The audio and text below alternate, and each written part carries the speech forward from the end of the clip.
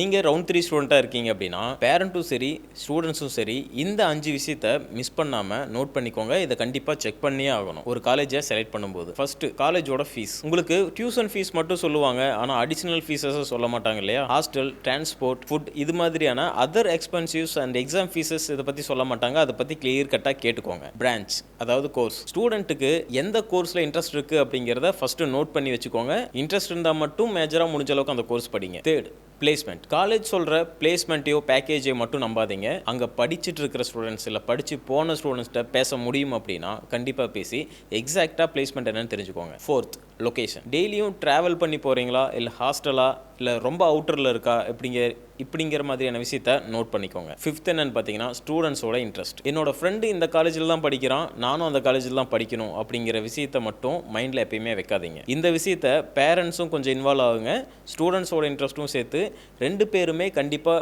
Decisions make பண்ணி தான் ஒரு காலேஜை செலக்ட் பண்ணணும். தேர்ட் ரவுண்ட் ஸ்டூடெண்ட்ஸுக்கு கவுன்சிலிங் கைடன்ஸ்க்கு சப்போர்ட் வேணும்னு நினச்சிங்கன்னா ஸ்க்ரீனில் இருக்க நம்பருக்கு கால் பண்ணி டவுட்டை கிளியர் பண்ணிக்கோங்க.